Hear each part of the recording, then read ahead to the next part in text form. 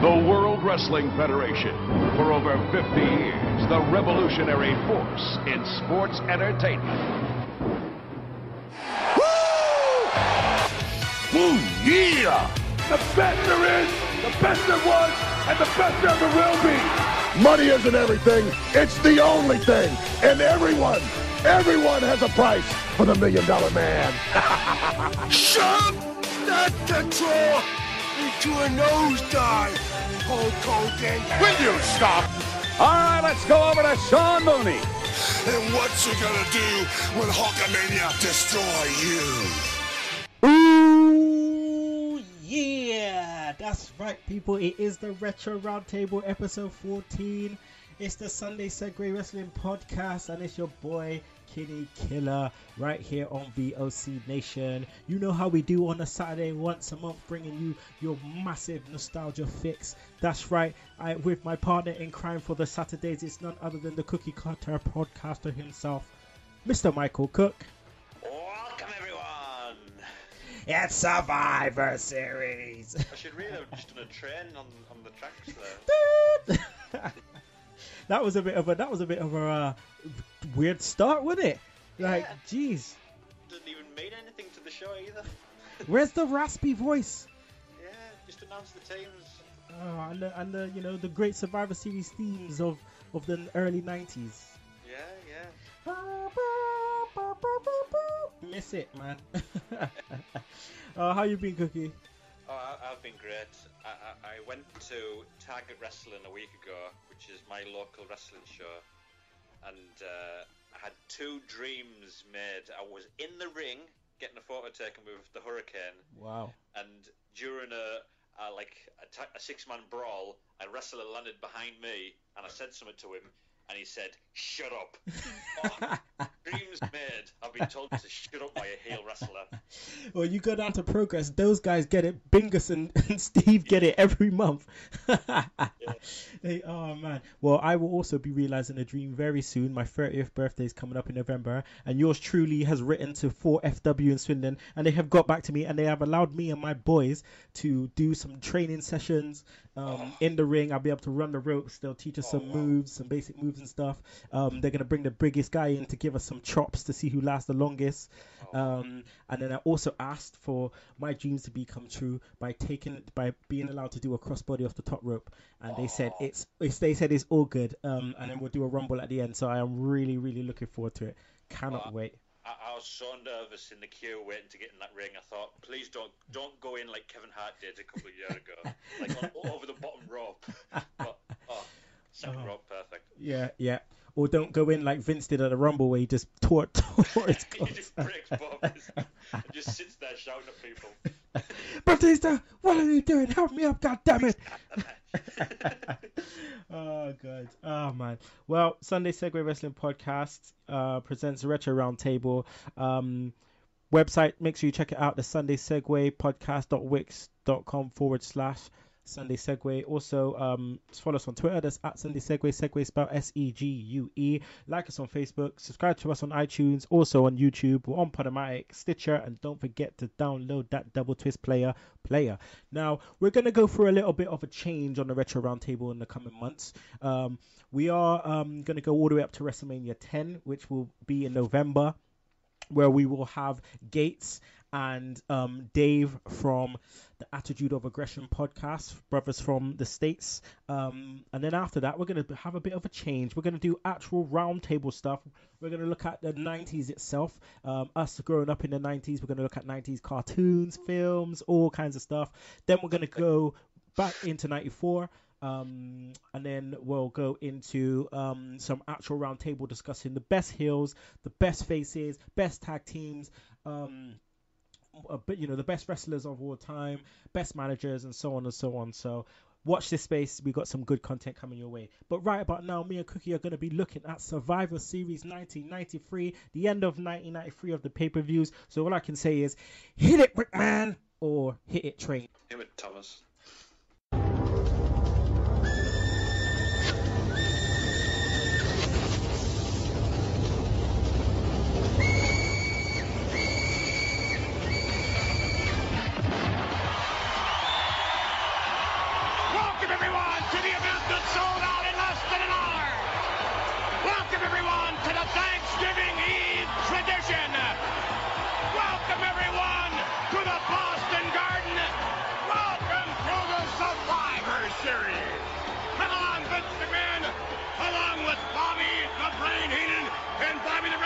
talking about tag team elimination here tonight in the historic Boston Garden. Well, tomorrow's the big day. Tomorrow's Turkey Day. But backstage in the dressing room area, the Feathers McMahon are flying. I mean, the giblets are dropping, the drumsticks are on. There's trouble backstage. What do you mean by that exactly, Bobby? Oh man, like you said at the beginning, Cookie Man, it was just a weird start. Like I was expecting to hear Vince, welcome to the Survivor Series, and all we get is this Thomas the Tank Engine train thing going on. Yeah, I mean, it just felt like maybe this was the start of, because they used to do that a lot in the Attitude Era, sort of opening bits where McMahon didn't say anything. So, but it was weird because it didn't connect at all. Like, what's the theme of this Survivor Series? It was just the same normal Survivor Series. Yeah, it's like, what has the train got to do with anything? Yeah. I mean, I could imagine if they said, okay, Savage is a runaway train, you know what I mean? Like, let's use it for those purposes. But no, none of that. They were just like, it is what it is. We're just gonna use this. We start off with Bobby and McMahon. Bobby, he was on one this pay-per-view. He was definitely on one, man. Back to his best. Oh, he was brilliant here, especially in the heart match. Oh. So good. Oh man, we will get to that. And then Monsoon and JR were relegated to WWF Radio, but not for long. Not for long. They did get their chance halfway through the pay-per-view, so we will go to that. But the first match, these were all built upon some feuds going on, after this pay-per-view. But we started off with IRS, Diesel, Rick Martel, Adam Bomb, versus the 1-2-3 King. The 1-2-3 King. The 1-2-3 Kid. Marty Jannetty, Razor, and Randy Savage. It was meant to be Mr. Perfect, so. Let's just run through the reasons why this kind of took place, because I assume that Diesel took the place of HBK, and that Savage obviously took the place of Perfect. So why was Perfect not here? Do you know? I think it was just injuries again with Mr. Perfect's back. But I don't know. Razor Ramon seemed to throw him under the bus for a second there when he went, Mr. Perfect is that perfect? He couldn't make it to the match or something like that. All right. Oh my God, he said he checked so perfect he checked out before the match even began or something. It's his voice though, it's his accent, let me tell you about Perfecto. He checked out before the match even began. And then he goes, but have I got a surprise for you? The one, the only. Macho Man. Yeah, man. Oh man, that was great though. I forgot about that surprise, to be honest. But the Macho Man, comes out. The crowd go crazy. Where the hell, right, did they dig up Martel and bloody Marty from? Because Martel hasn't been on a pay-per-view for ages. Oh no, I mean, I think he hadn't been in a pay-per-view since Survivor Series the previous year, maybe. Yeah. maybe a Royal Rumble, maybe. Royal Rumble, yeah. But he had a match with Razor on Raw for the IC title. So maybe this was a payday for him because of a great match with Razor on Survivor Series. I mean, a bit of backstory. Razor's now comes in as an IC champ. What happened to HBK? Because HBK got stripped at this time, didn't he? Yeah, it was some sort of. He wasn't defending his title in a certain amount of days, which today you're like, well, nobody does that. But it was probably some dodgy Shawn Michaels had done. Yeah, probably pill popping. Oh man, well, this was definitely the lean years. It was like Vince just thought, oh, I'll take a piss in the wind and see what happens, kind of thing. I mean, you look at some of these names, man. Adam Bomb. Is this the first stupid gimmick of the new generation? I think so. It is, isn't it? I think so. I mean, the IRS, you got Razor Ramon, the 1-2-3 Kid. He was the Kamikaze Kid, then just the Kid, I'm surprised that they just didn't call him 1, 2, 3. Like, it's just, it's crazy. Everyone seemed to obviously kind of just drop out, like they're saying, perfect. But Heenan, man, Heenan was on 1, 2, 3 Kid's ass, man. Baby X-Pac just got it, man. He was just like, every time he saw him, he was like, look at this punk. Yeah. Oh, he destroyed him. Perfect heel commentator. Oh, man. So I mean, Savage replaced Perfect, like I said. And this began a 5-month feud with Crush. I mean, could you even imagine that today? Oh, there's no forward planning now. They just go week to week. But I just loved how Bobby Heenan, when Macho Man was coming down the aisle, he says any excuse for him to get near Crush to be in the same building. I thought, such a good build to a feud that even him being in the same arena as his rival, there's going to be hell going on.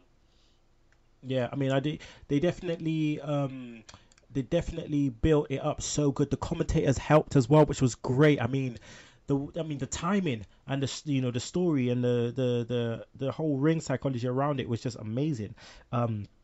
So Adam Bomb, I mean Brian Clark, these names, man. I mean, we had Chronic in the same building. Yeah.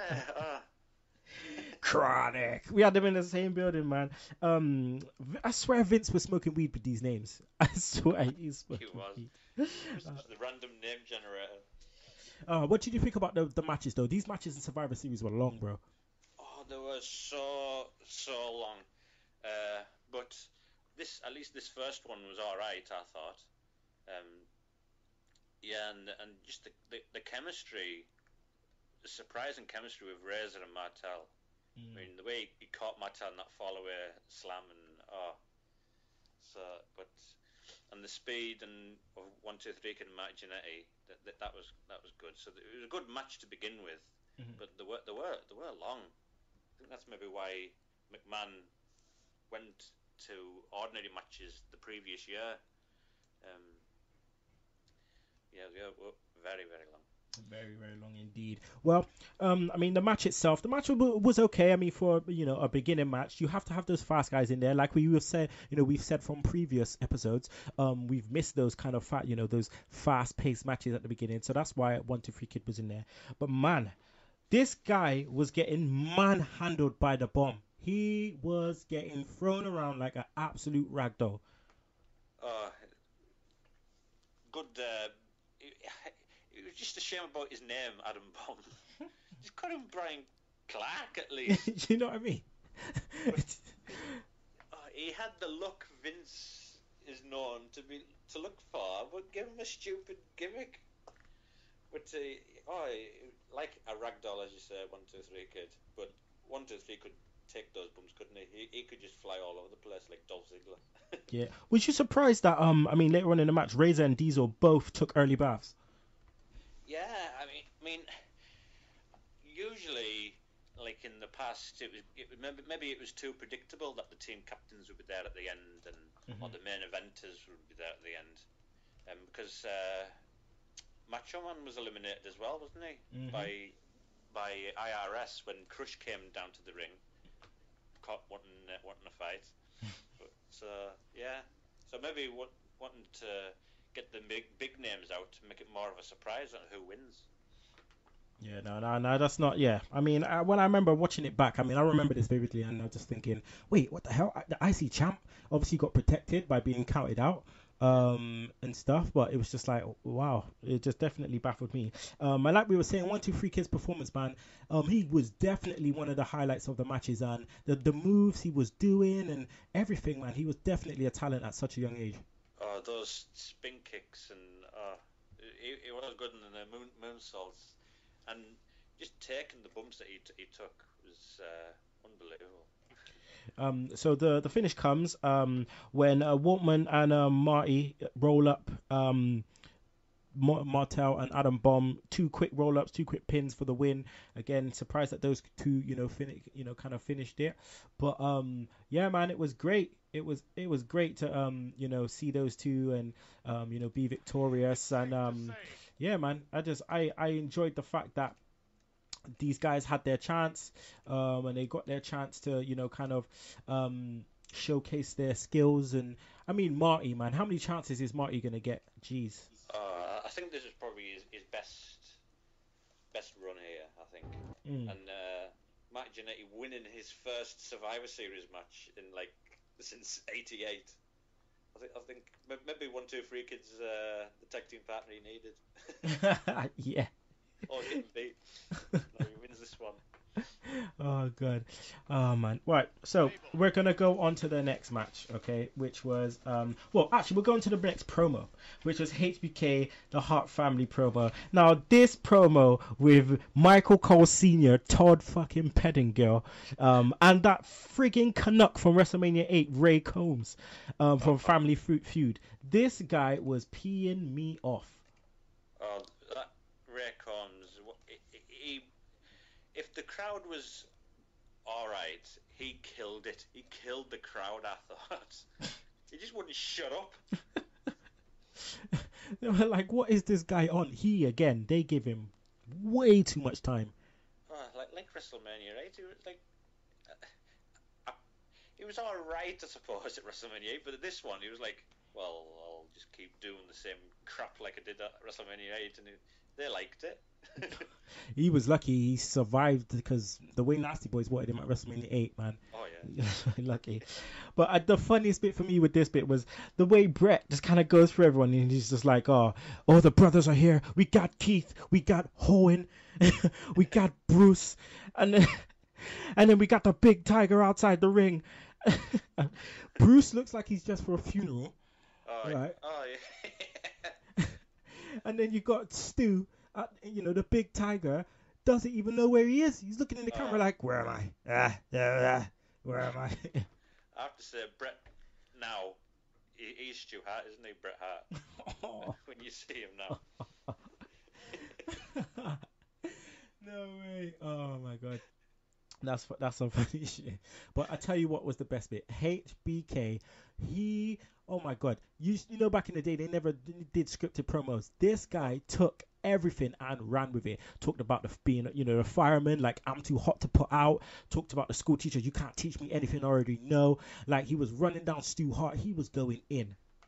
Oh, yeah. I mean, he was basically the replacement of Jerry Lawler, wasn't he? I mean, Jerry Lawler was just erased from this pay-per-view. It's like he didn't exist. Oh, and the way they were talking, it was as if Shawn Michaels had started this at King of the Ring.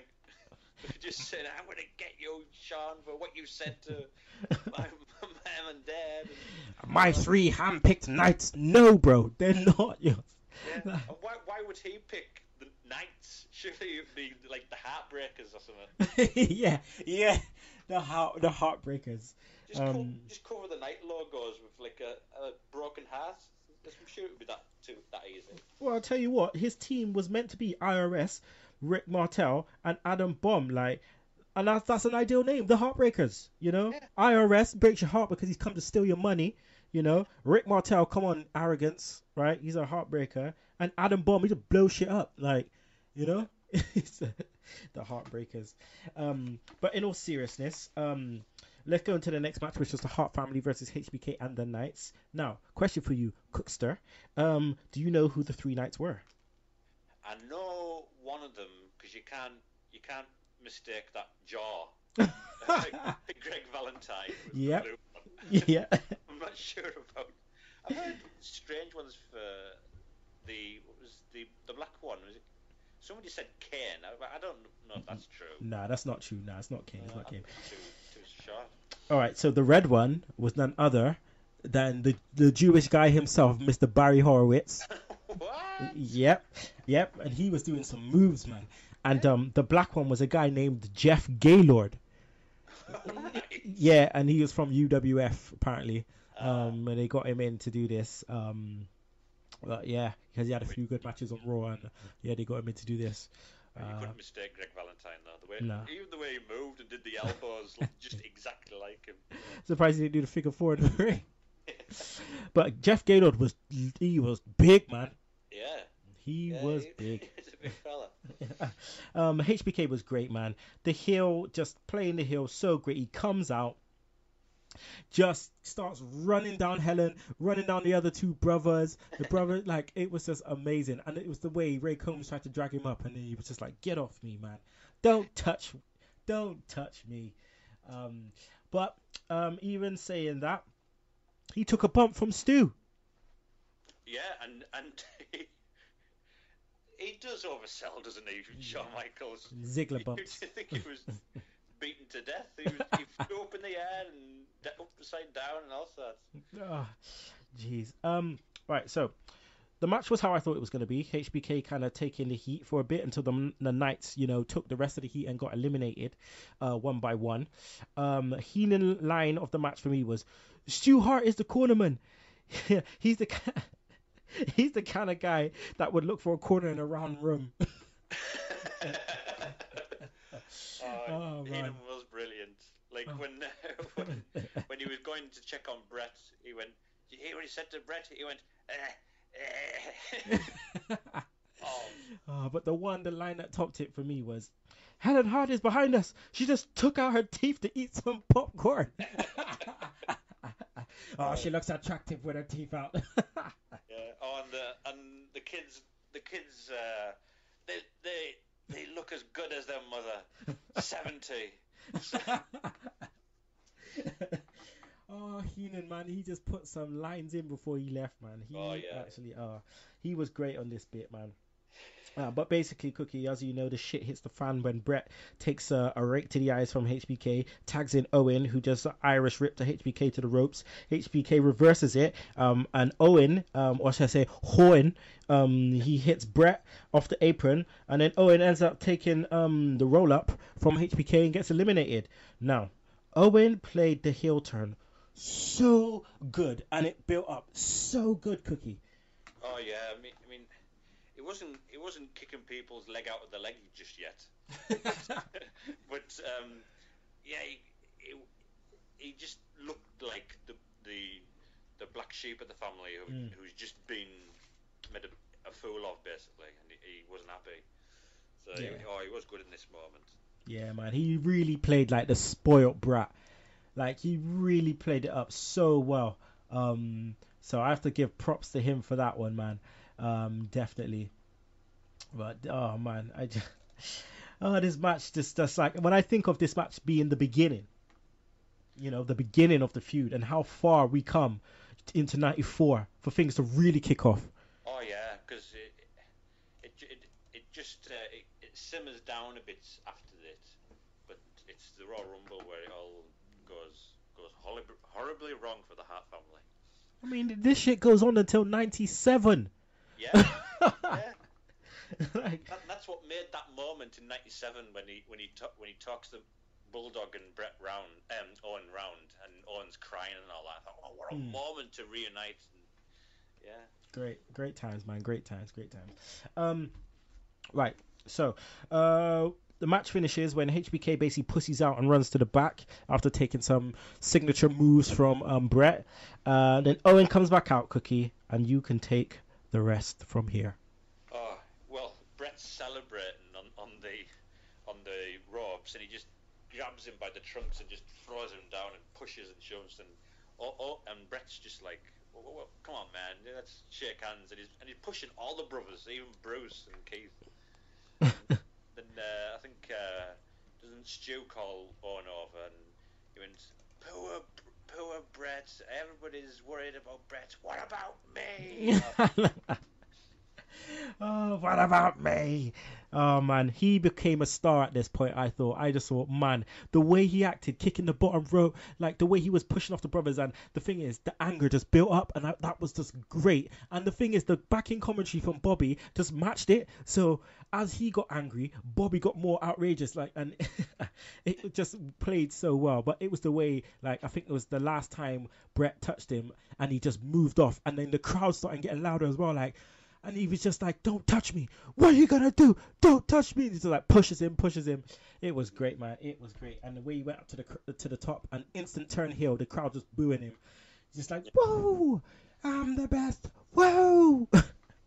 And then you get that Canuck Pettingill coming, trying to talk to him. He's like, I don't want to talk. Oh, man, it was great. It was great. Well, we get this at the moment. After when they build up this scrap between Heenan and Monsoon. Now, I didn't know anything about this build up, until later on, until I got older. So just tell the segheads, Cookie, what happened basically and why this built up to how it built up and where it was going.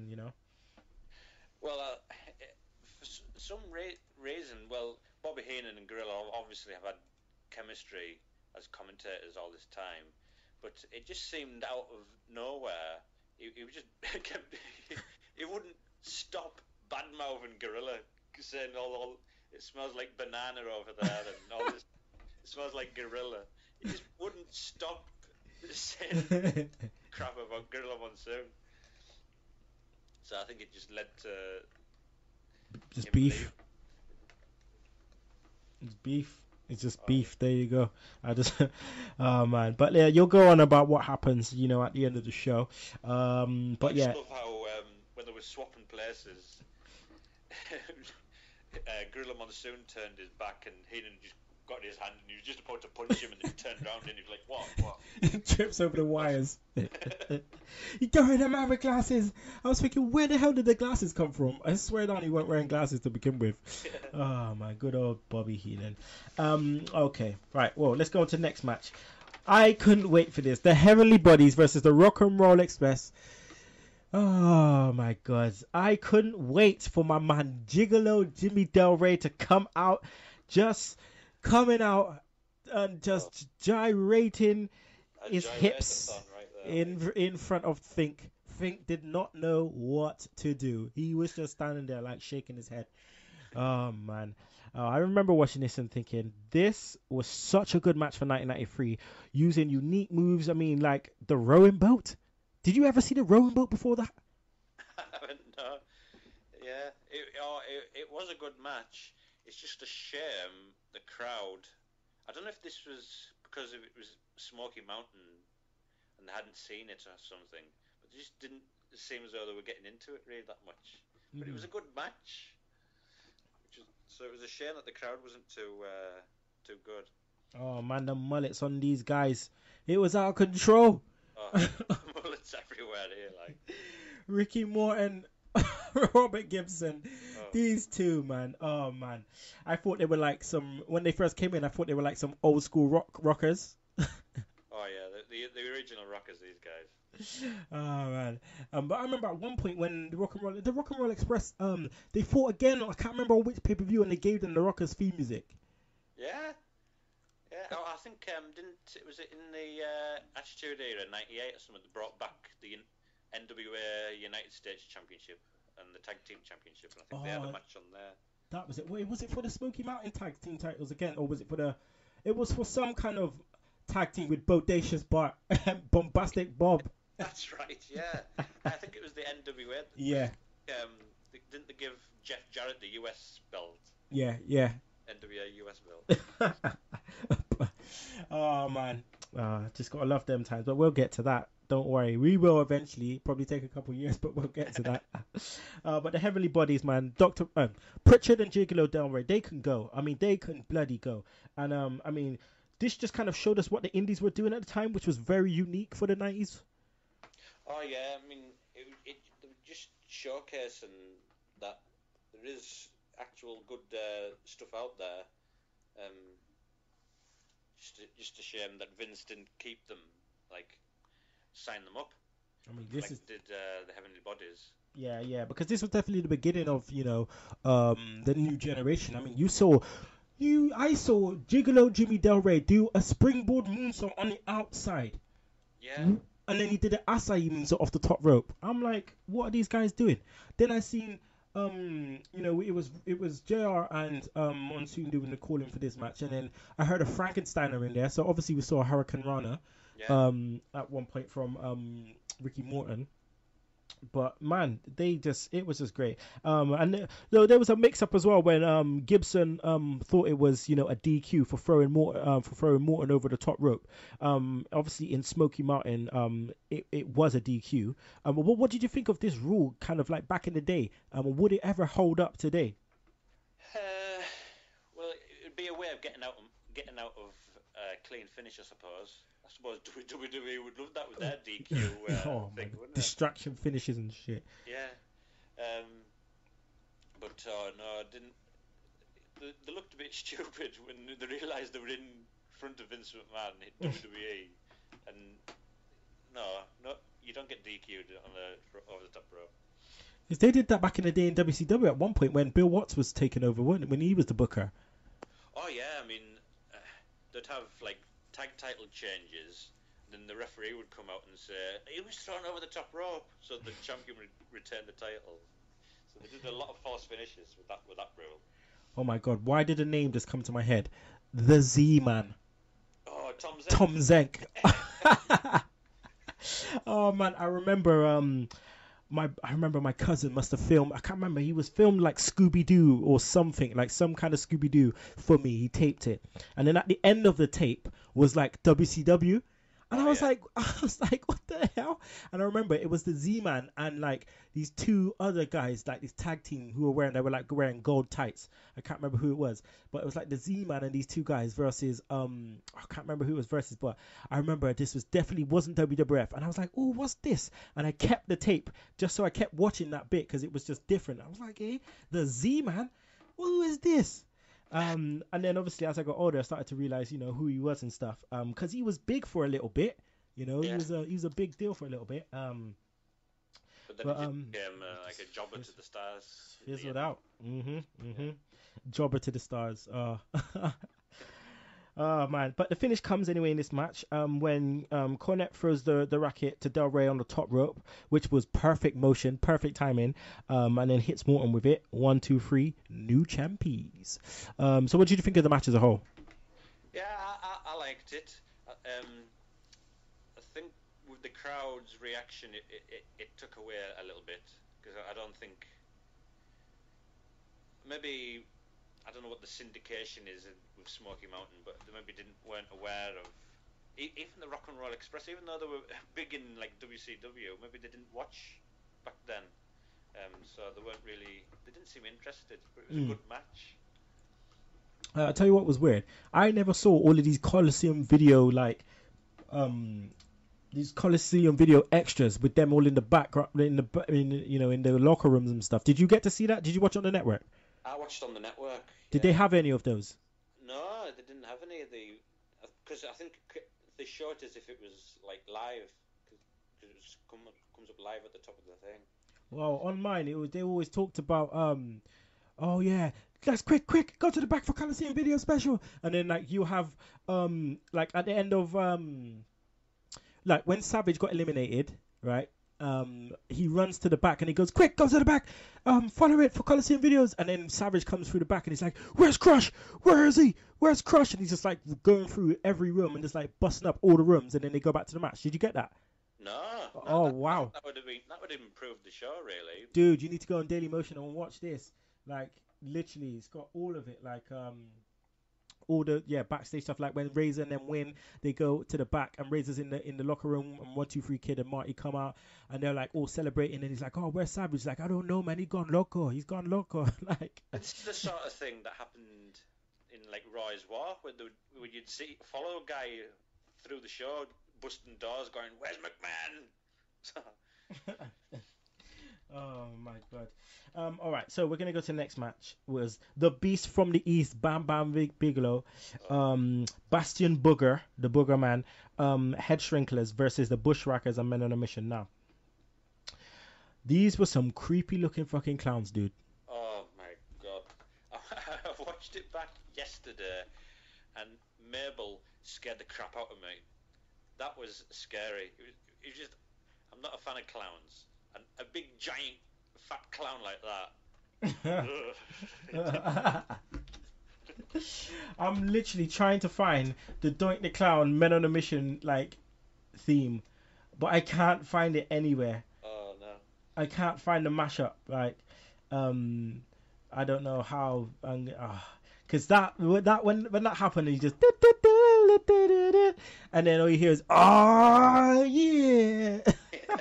Oscar. Oh, wave your hands in the air and wave them like you just don't care. Say nobody, anybody, everybody scream. That was the loudest reaction they got as well. That crowd. I know. They all went, ah! Say whoop, there it is. Oh. And then he just didn't know what to say at the end, so he goes, whoop, there it is. Yeah. Yeah. I don't know what else to say. Whoa. Oh man. Afa. What are we gonna do with Afa? He comes out and he's going in on the chicken like he raided KFC before he reached the arena. Oh, he was funny on that. I don't know if you saw the backstage promo before that, but they were fighting over this chicken, and then it just shows you Afa choking on it. He's like, he looked as though he was going to have a choke on this huge chicken. Oh my god.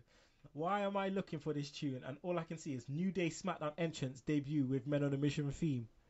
Yeah. I gotta see that. Oh man.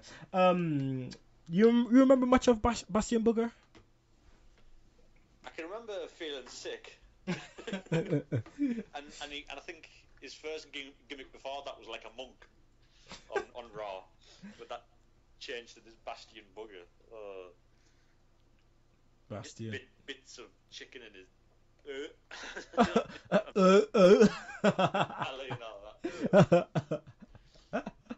Oh man. But yeah, this was the only time I saw him. Obviously I never had Raw back in the day, so it's the only time I ever saw him. But this guy, man, jeez, you aren't nothing special. But I call him the Booger Man from now on.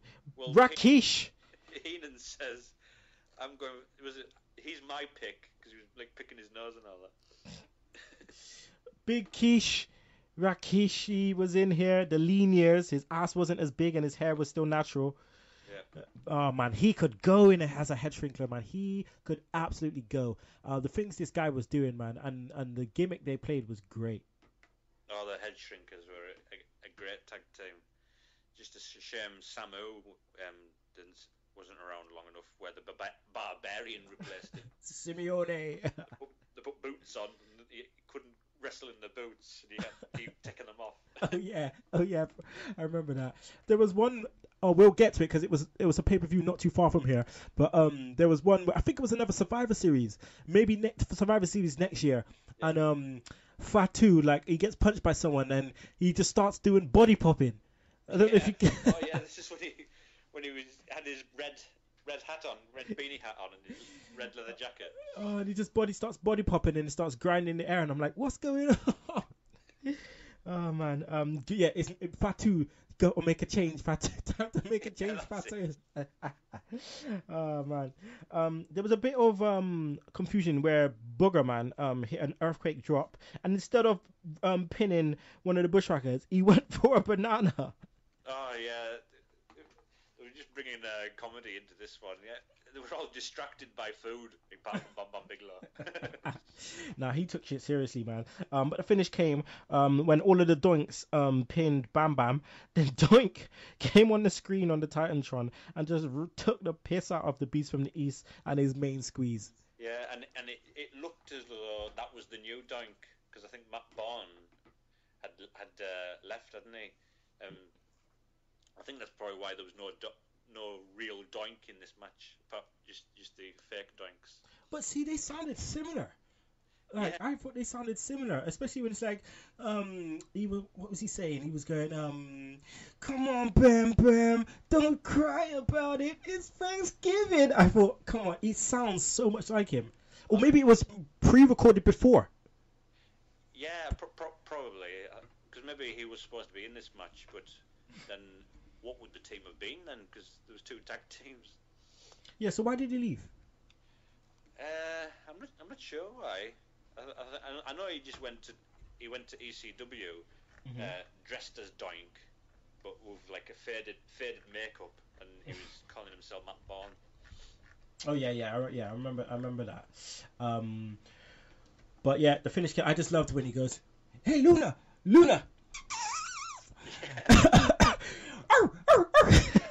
I love that. I love that bit. Right, so we're gonna go to a break, so you can hear from our sponsors. But then we'll be back with the Cornet promo. Luger, Steiner, Taker versus Ludwig Borga, Jacques Rougeau, Crush, and Big Yoko. And then we'll also get pay-per-view rating, match of the pay-per-view MVP, and Cookies Aftermath. So don't you miss it. Live from the In the Room studios located in the Net Carrier Enclave, this is the VOC Nation Radio Network. Hey everyone, it is your favorite knockout, Mickie James, and you're listening to the VOC Nation. Hey there, hi there, ho there. Thanks for coming on down. It's Save Wrestling, the podcast, and the business-making town. I am your award-winning hostess with the mostest, Shelly Funtime Martinez, and she is my co-host, Dazzling Danielle. Woo! Hello out there. And together we are the Martinez Girls. You finally did it. And you can join us here Monday, 6 p.m. Eastern on the VOC Nation as we save wrestling together, Danielle. Fighting crime. Woo! And we're back, people. It is the Retro Roundtable episode 14, I believe. And it is Survivor Series 1993. It's your boy, Kinny Killa, with the cookie cutter podcaster himself, Michael Cook. And right about now, we are going to enter one of the best talkers in this era. Jim Cornette. Last pay-per-view, we did a little slicey with Jim Cornette promo. We're going to do it again because Cornette is an absolute beast on the mic. So just a little slicey right here. Pettingill, first of all, you don't know the meaning of half of those words that you just spit out of your mouth. You were looking them up all night in Funkin' Wagnalls. Second of all, we haven't denigrated anybody. We're upholding a fine American tradition. Be winners at any cost, and that's exactly what we are. We're winners, and we do anything to win. And thirdly, there's a fine old American tradition, carving up a turkey on Thanksgiving Eve, and that's what we're going to do. We're going to carve up 4 of them. Now, everybody's been asking, everybody's been wondering since this match was announced, what is your strategy? How are you going to fight the All-Americans? You're going to divide and conquer? You're going to mount a frontal assault, an all-out attack? Well, let me just say this. We've sat down and we've thought about this. The All-Americans, we look at them like one man because they fight together, they stand together, they think as one. They're a unit. So how do you take a man out? Well, you can go for the mind, you can go for the heart, or you can go for the soul. Now, the heart of the All-Americans is the Steiner brothers. They got a never-say-die attitude. They'll fight to the end. But you give a blow to the heart, it can be devastating. Now, the mind is the Undertaker's. Because, after all, he's the master of fear, the master of psychology, the master of the psych-out. But if you take away a man's mind, he's confused, he's disoriented, and you can easily take him out. But then there's the soul. And the soul of the All-Americans is Lex Luger. Team captain Lex Luger. Shut up, Pettingill. He's the embodiment of the American dream, the spirit to succeed, victory against the odds. Lex Luger is the soul of the All-Americans. And when you capture a man's soul, then you've defeated him once and for all. And tonight, that's going to be our strategy. Mind, heart, and soul. The All-Americans are going down in the Boston Garden tonight. Now, like I said, just like the last episode, Cornette went crazy. And this guy was definitely one of the best talkers around at that time. Oh, he was brilliant. And just the heart, mind, and soul part of his promo was brilliant. The heart, the Steiner brothers, the mind, the Undertaker, and the soul, Lex Luger to victory. He was just like, shut up, Pettingill! It's just, I love that. But it's the way you see Raven in the background. Johnny Polo. Johnny Polo, yeah. I almost forgot Raven was Johnny Polo. Yeah. That's some trivia for you there, Segheads. But I realized how long these guys had to stand there for, looking into the camera without saying anything. Crush did not move. No, I think he probably just told them, everybody, just don't do anything, just keep quiet. I'll do this. apart from the Mountie, he was gesturing and all sorts here. Like he's just bouncing up and down, like touching Yoko's back, like everything. Just like, pay attention to me. Pay attention, please. But this is at the time when obviously the Mountie come back with, with Pierre as the Quebecers or the Mounties, with their lovely theme song. Oh, the brilliant theme tune. and Crush turned heel. Crush, for me, he was way better as a heel than he was as Kona Crush. Oh, definitely. And he had the perfect rival for that heel turn as well, Macho Man. He was just like Demolition Crush with the volume turned up, basically. Oh, definitely. Yeah. All right. Well, we're gonna go into Luger versus the Steiners versus Taker versus Borger, Jack, Crush, and Yoko. Now tell me, Cookie, when the hell did Taker turn patriotic all of a sudden? No. He's from Death Valley. I didn't realize he was. It's like the Ultimate Warrior when he had the American stuff on in Royal Rumble '91. I thought, I thought you were from parts unknown. Oh man, it's great. I didn't get that, but just again backtracking some background. So Taker replaced Tatanka. Yeah, Ludwig Borger beat the undefeated streak of Tatanka on the 30th episode of Superstars, 30th October. So that injured him. Just him losing his streak. Oh man, so I wonder why he was actually off this. It would have been interesting to see what had happened, but either way, Taker did the lights out for the first time on pay-per-view, I believe. I believe so, on pay-per-view. I'm sure he did it on like Challenge or Raw, where Bobby Heenan would say, "Who's touching my wallet?" and all this sort of stuff. Yeah, no, that would make sense, because obviously with Raw it was a new thing and they wanted to promote things, so it wouldn't surprise me if they brought that in for Raw purpose, because of Raw, and they wanted it to be different. So yeah, that was the first for Taker. But I mean, right at the beginning, basically Borger eliminates Rick Steiner. Pretty much it was kind of pretty much like straight after out of the bat, like 5 minutes in, after rolling through a crossbody. So there you go, bye Rick Steiner. But Borger looked great, especially when he was in there with Lex. Oh yeah, well it was supposed to. I think it was supposed to have been Borger and Luger after this, so they were getting their chemistry sorted out, and he was a good wrestler, I thought. Yeah, man, Borger was good. I thought Borger was really good. Weird music.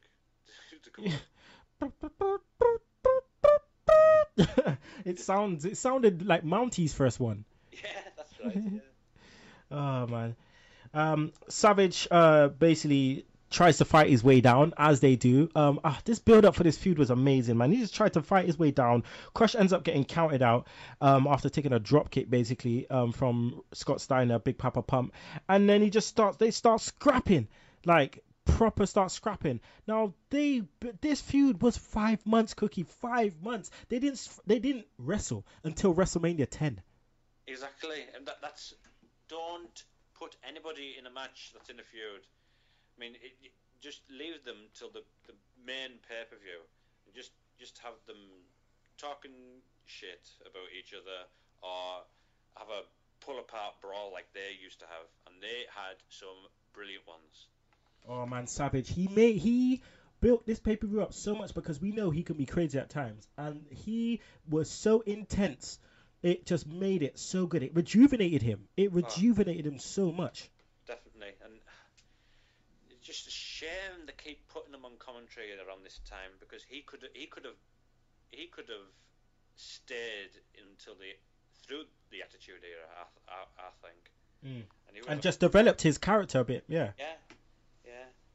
I mean, could you imagine Macho Madness like what he was in '99 in WCW in Attitude Era? He would be crazy with Gorgeous George and all them. Oh, brilliant! Feuding with Austin. Oh my God. Just the House of Madness, man. That would be great. But yeah, Savage was so intense at this period that it was great to see him. The backstage interviews, everything. You ruined my chance to win the title. All this stuff, like, it was just great. And could you imagine like people not touching each other till the pay-per-view? He was itching to get a piece of Crush, and not even just that. Crush never ran away. That was a great thing. Crush would come. He would just take it to him too. No chicken heels on air. They wanted to kill each other, basically. So, but they don't do that now. They like have you sell a tag team match. The heel gets pinned straight away, And it's so stupid these days, but this was perfect. Yeah. Also, one thing that was evident is that they left Taker off until like basically it was time to go with Yoko. Yeah, it was just like great. The pop he got when he came in. The moves he did a wicked DDT on Yoko, and then Yoko. Oh yeah. And then Yoko grabbed him into a nasty belly to belly super. This is when I love Yoko at his best. The belly to belly suplexes and the leg drops. Oh my days. For a big guy, it looked like he absolutely killed Taker. But the way Taker gets up and no sells was absolutely great. They build up Yoko being scared. It was brilliant. Yeah, and Bobby Heenan's reactions when he got up, he said, "He's not a human! He's not a human! He's not a human being!" Oh my God, if he gets up from this, I'm a weasel. But yeah, the build up nicely for the next feud with Yoko, which was one of my absolute favorites as a kid. Oh, yeah, I mean, I think this is because The Undertaker was given like Giant Gonzalez and Kamala. I think this is him getting to the point where he's getting the good matches now, with like people like Yokozuna. Yeah, because I mean, there was a period where obviously Royal Rumble 1990 was Royal Rumble 1990. Royal Rumble 91 was absolutely great. Obviously because of the Warrior feud with Savage and all of that stuff, that made it amazing. 92, well, it sells itself. We had Piper going nuts, and then also we had, the title was on the line. Now Royal Rumble 93 wasn't great. I didn't feel like it was great at all. I mean, we went back through that earlier. But from Royal Rumble 94 all the way to 96, 7, and 98, it's just built up, man. And Royal Rumbles were amazing from then on in. Because obviously the next Royal Rumble is Yokozuna versus Undertaker in a casket match for the WWF title. We also get the Harts reunited for the tag team titles against the Quebecers. And then we have that amazing Royal Rumble where Bret Hart was also in the Royal Rumble too. So yeah, it was definitely something that picked up. So basically we get Taker and Yoko basically counting each other out because they're just going after each other. Taker's not giving any shits and Yoko's just scared shitless. And then we have Borger versus Luger for the final two. What happened to Jacques? I can't remember. Did he get taken out by Scott?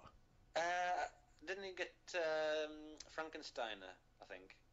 Oh no, that was it. He took an elbow. He took an elbow smash from Luger, and got eliminated. Yeah. He got eliminated after Crush. But Ludwig Borger went at it for like basically nearly 10 minutes, which was great because Borger got to showcase his skills and just. I mean, Luger was selling those punches, man. He was screaming. And I loved Borger's power slam. Just something simple. Simple as a power slam would look good. And he was the only kind of guy that went after the body punches. Yeah. It reminded me a bit like a Brock Lesnar sort of MMA type of guy. I wouldn't be surprised if he did that as well. Yeah, definitely. And then we get basically the win when Luger jumps over Borger in a non-athletic way and basically comes off the ropes with a forearm for the win. 1, 2, 3, Luger, and then they do that fucking Christmas shit with Santa in November. Yeah, they did it the year before, didn't they, with Bret Hart? Oh God, is this a thing? Oh yeah, Bret Hart and HBK, yeah. Oh man, it's just hated it. But that was it, and I think that's it with Luger for Luger until he comes back with his theme song mixed with bloody British Bulldog. Oh yeah. Well, we still got WrestleMania 10 to go, but I mean, do you remember that theme song with Bulldog, the mix-up, the mash-up? Oh, it was like the doom. Yeah. Boom, boom, boom, boom, boom, boom, boom, boom.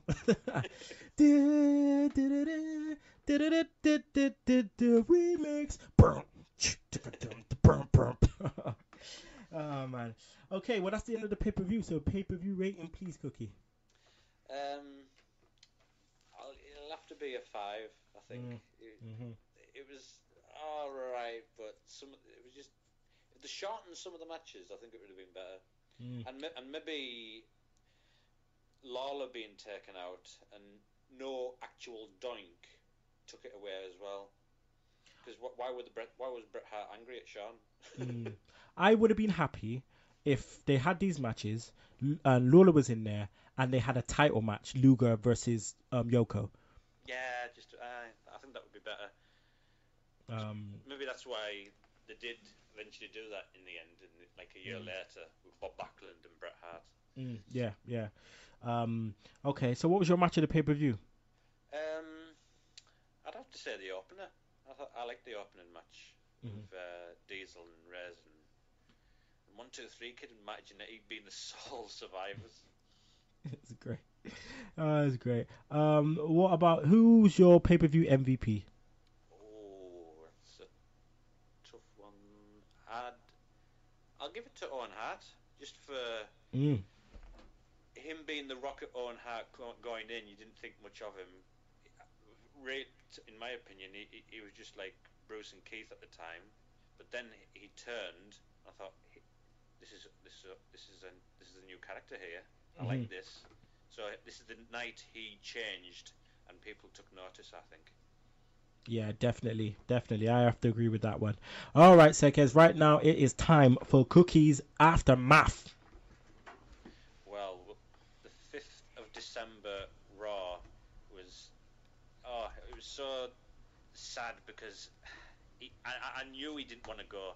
Bobby Heenan getting thrown out by Gorilla Monsoon on the 5th of December Raw. He was going to go to WCW, and you could tell he didn't enjoy his time in WCW. WWE was the place he wanted to be, but I just loved how he picked up Bobby Heenan and just threw him out through the door and threw his bags at him, and there was a sock lying on the floor and a roll of toilet roll. But he ended it with a salute to the arena, and he left. Sad moment, I thought. Why did he leave? Did you know?